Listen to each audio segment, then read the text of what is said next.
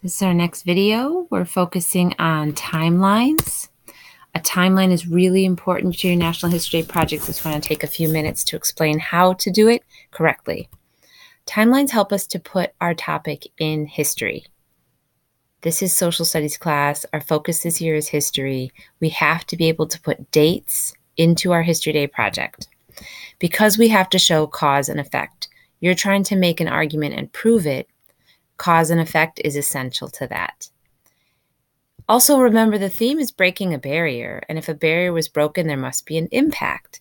Impact is easiest to prove when you have dates of things that came after the barrier that you're trying to prove was broken.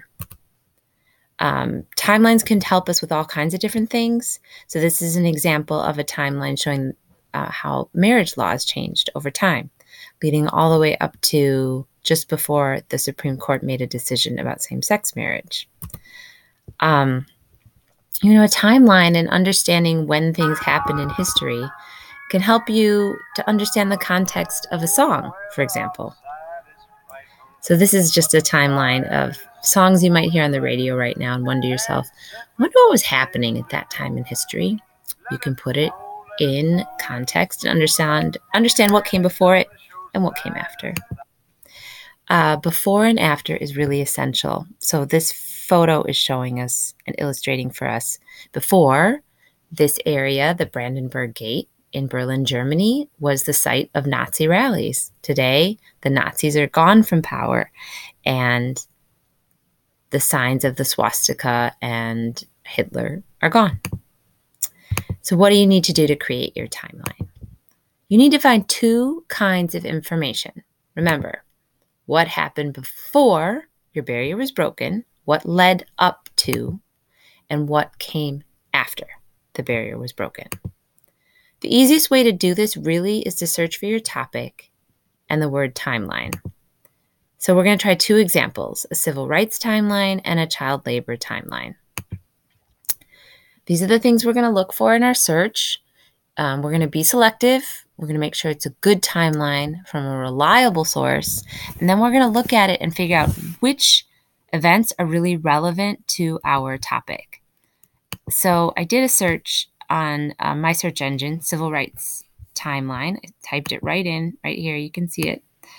And what I'm looking for now is which one is going to be a reliable source.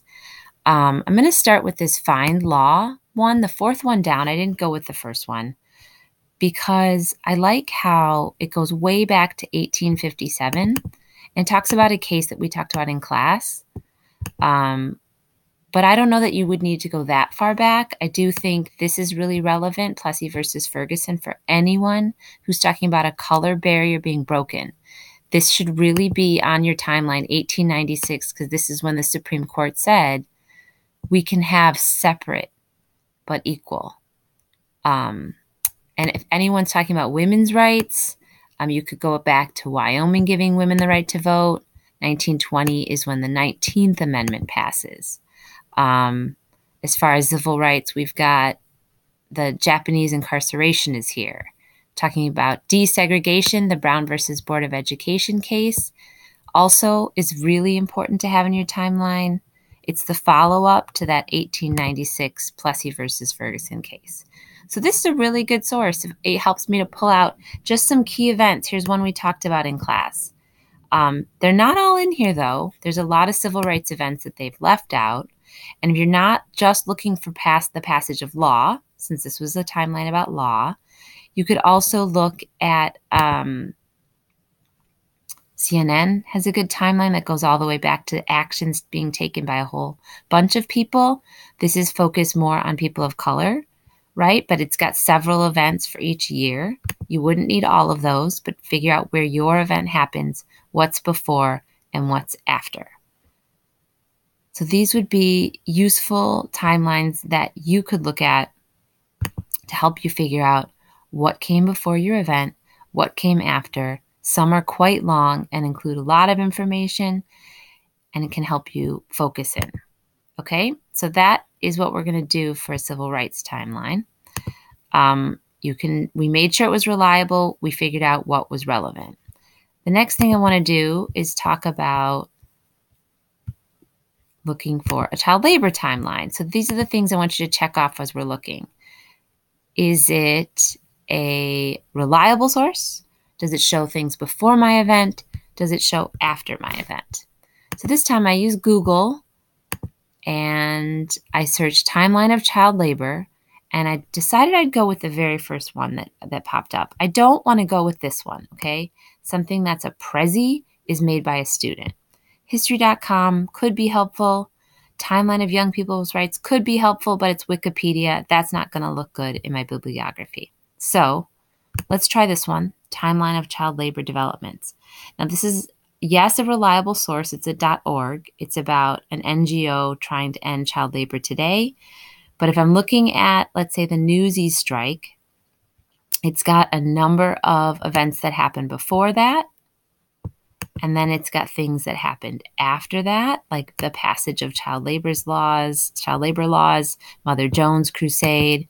This would be a great site, stopchildlabor.org. Okay, so that's how we do it. We check and make sure it's reliable. We find things before our event and things after our event. So now it's time to fill in your project pitch slide.